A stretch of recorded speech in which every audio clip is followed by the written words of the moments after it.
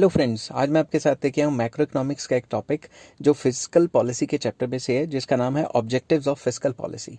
तो fiscal policy और monetary policy दो पॉलिसीज़ होती हैं गवर्नमेंट के हाथ में। मॉनेटरी पॉलिसी सेंट्रल बैंक बनाता है और फिस्कल पॉलिसी गवर्नमेंट के खर्चे और आमदनी से रिलेटेड होती है, जिससे इकोनॉमी को स्टेबलाइज किया जाता है। और भी कई मकसद होते हैं इसके। तो क्या क्या इसके ऑब्जेक्टिव्स हैं, चलिए शुरू करते हैं। First objective is full employment. तो गवर्नमेंट की कोई भी पॉलिसी हो तो मेन मकसद तो ओवरऑल वेलफेयर होगा ना। तो गवर्नमेंट क्या चाहती है? Every government aims at maintaining full employment situation in the country. हर एक गवर्नमेंट चाहती है कि वो इस तरीके से फिस्कल पॉलिसी बनाए, मतलब इस तरीके से खर्चा करे और टैक्सेस लगाए कि पूरे कंट्री में, पूरे मुल्क में फुल एम्प्लॉयमेंट को मेंटेन किया जा सके। टू अचीव दिस ऑब्जेक्टिव, इस ऑब्जेक्टिव को अचीव करने के लिए and to increase aggregate demand, the government increases public expenditure and reduces taxes so that private sector is induced to spend more. इस मकसद को हासिल करने के लिए गवर्नमेंट चाहती है कि पूरे के पूरे कंट्री में डिमांड बढ़े।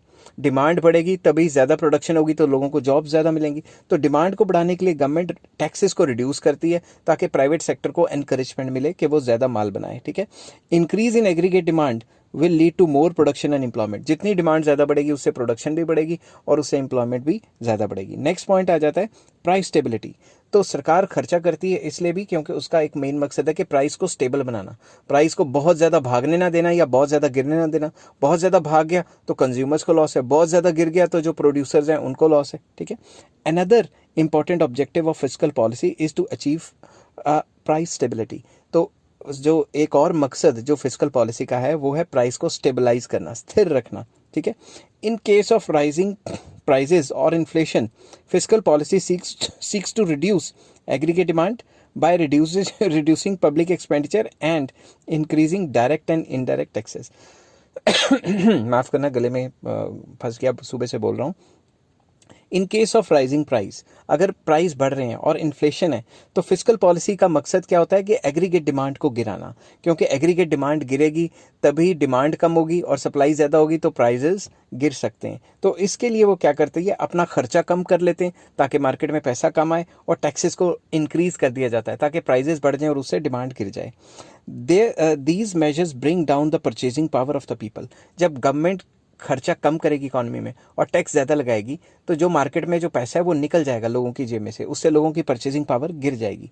इन the event of falling prices, और जब भी इससे उल्टी सिचुएशन, जब प्राइजेस गिर रहे हो या डिफ्लेशन हो, fiscal policy seeks to increase aggregate demand by increasing public expenditure and lowering the rates of taxation. अगर मार्केट में डिमांड ही नहीं है या प्राइजेस बहुत ज़्यादा गिर गया है, कोई सामान नहीं खरीद रहा, तो सरकार एग्रीगेट डिमांड को बढ़ने के लिए खर्चा करती है ताकि मार्केट में पैसा आए, और टैक्सेस के रेट को रिड्यूस कर देती है ताकि सामान सस्ता मिले। ठीक है। नेक्स्ट पॉइंट आ जाता है रिडक्शन इन इकोनॉमिक इनइक्वालिटी। हर एक गवर्नमेंट चाहती है कि उसके कंट्री में इनइक्वालिटीज़ कम हो, जो अमीर गरीब में जो गैप है वो कम हो। ठीक है।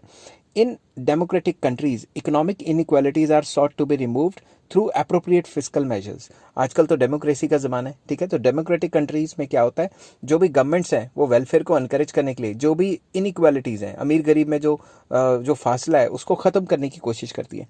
To achieve this objective progressive direct taxes, that is income tax, wealth tax etcetera are levied.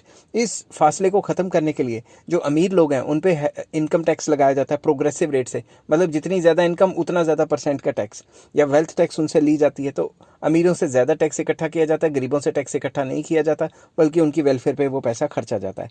The incidence of these taxes is more on rich.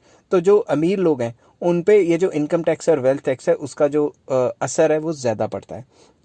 The tax proceeds so collected are spent on providing more and more facilities to the weaker sections of the society। और जो पैसा अमीरों से इकट्ठा किया tax के जरिए वो कहाँ पे खर्चा होगा, वो खर्च किया जाएगा गरीबों पे। ठीक है। ताकि जो उसमें अमीर और गरीब में जो फासला है वो कम से कम रह जाए। नेक्स्ट आ जाता है जो मेन मकसद है इकोनॉमिक डेवलपमेंट। तो गवर्नमेंट की कोई भी पॉलिसी हो उसका मेन मकसद मुल्क की तरक्की तो होता ही है। इन pursuance of the objective of economic development, fiscal policy seeks to increase the rate of capital formation। तो इसमें क्या होता है, फिस्कल पॉलिसी का जो इकोनॉमिक डेवलपमेंट का मेन मकसद है, तो उसके थ्रू फिस्कल पॉलिसी ऐसा माहौल क्रिएट करती है जिससे इन्वेस्टमेंट कई गुना बढ़ जाए। इन्वेस्टमेंट या कैपिटल फॉर्मेशन बढ़ेगी तभी मुल्क तरक्की करेगा, तभी देश आगे जाएगा। In under developed countries increase in the rate of capital formation is the sole determining factor to increase output and employment. तो अगर अंडर डेवलप कंट्रीज़ में या डेवलपिंग कंट्रीज़ में या लीस्ट डेवलपिंग कंट्रीज़ में अगर इन्वेस्टमेंट को बढ़ाया जाए या कैपिटल फॉर्मेशन करवाई जाए तो यही एक तरीका है जिससे आउटपुट और एम्प्लॉयमेंट इंक्रीज हो सकती है। आई होप ये वीडियो आपको पसंद आई होगी। अगर पसंद आई हो तो please like, share and subscribe. Next video में मैं लेके आऊँगा इंस्ट्रूमेंट्स क्या हैं फिस्कल पॉलिसी के, और इस चैप्टर के सारे लिंक आपको डिस्क्रिप्शन में मिल जाएंगे विद लिंक्स। ठीक है, उसके डिस्क्रिप्शन का नाम दिया होगा मैंने, मतलब टॉपिक का नाम और उसका लिंक दिया होगा, आपको बस क्लिक करना है, इधर उधर नहीं भागना कहीं पे, सारा का सारा चैप्टर यहीं पे मिल जाएगा। ठीक है, टेक केयर, बाय बाय।